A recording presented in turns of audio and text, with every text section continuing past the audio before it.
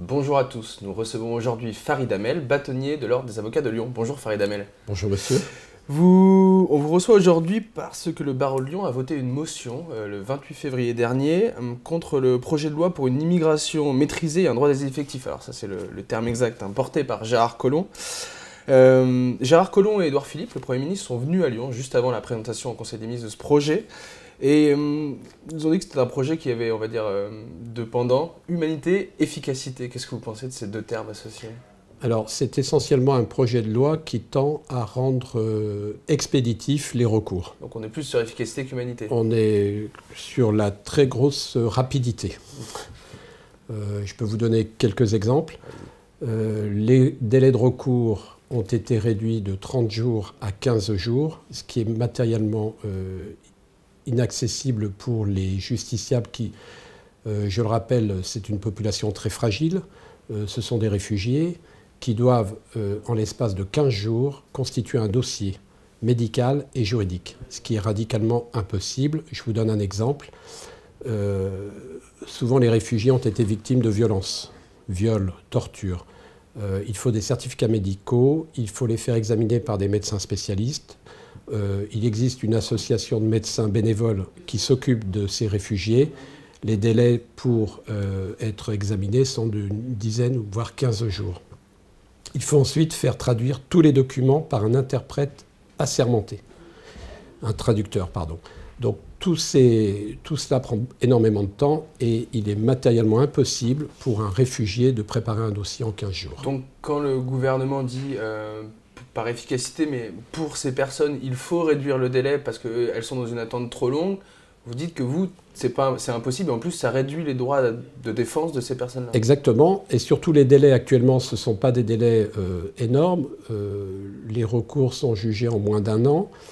Le gouvernement veut réduire ce recours, mais en réduisant les délais de recours, on supprime à ces personnes, à cette population qui est en situation d'extrême précarité, tout recours matériel.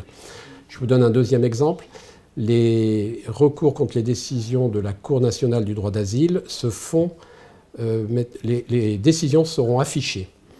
Et le délai de recours de 15 jours court à compter de l'affichage qui sera fait. Ce qui veut dire que le réfugié qui a plaidé son dossier, qui apprend, doit remonter à Montreuil pour constater l'affichage.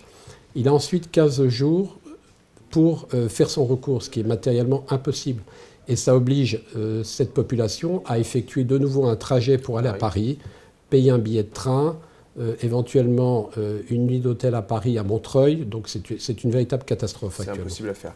Durant cette visite à Lyon dont je vous parlais, le Premier ministre a posé la problématique finalement qui anime le gouvernement. Je vais vous la lire. Il a dit « Sommes-nous suffisamment sûrs de notre bon droit, c'est-à-dire sûrs que notre droit est la juste traduction de nos valeurs pour pouvoir reconduire sans faiblesse ? Sommes-nous aussi suffisamment sûrs de ce que nous sommes, de nos valeurs, de nos forces pour pouvoir accueillir sans crainte ?» Est-ce que pour vous, aujourd'hui, la France est encore assez sûre de ses valeurs pour accueillir ? La France a toujours été un pays, on le dit toujours, c'est la patrie des droits de l'homme. Mais actuellement, on veut faire plaisir à l'opinion publique. Et donc, cela se traduit par des textes qui n'ont pas de vrai justificatif. La meilleure preuve, c'est que si vous reprenez l'interview de Jacques Toubon, qui le dit, c'est un projet de loi expéditif. On n'a pas besoin de ces textes qui ajoutent de la complexité. Sous prétexte de simplifier, en fait, on élimine les recours. À peu près 30% des recours sont rejetés sans examen. Pour vous, dans la motion, il est écrit des avocats du barreau de Lyon que le projet de loi porte une atteinte inacceptable à l'état de droit et à la dignité humaine. C'est des mots très forts quand même. Ce sont des mots très forts. Je vous donne un exemple. Une personne qui est victime de torture ou même de viol, ce qui est quelque chose de très intime. Aujourd'hui, elle va être jugée en vidéoconférence, c'est-à-dire qu'elle va être dans un Algeco avec une caméra. L'interprète ne sera pas à ses côtés, il sera à Paris, à Montreuil, à côté du juge.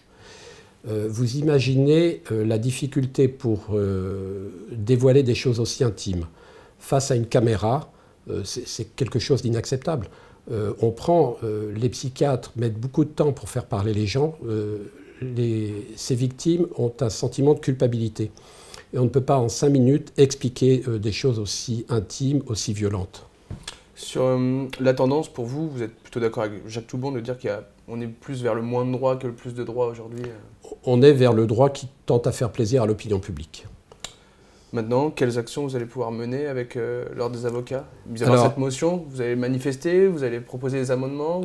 Il y a un mouvement national. Il faut savoir que la Cour nationale du droit d'asile, les rapporteurs qui sont des contractuels, hein, ce ne sont pas des fonctionnaires, et certains magistrats sont en grève depuis le 13 février. Ça fait un mois.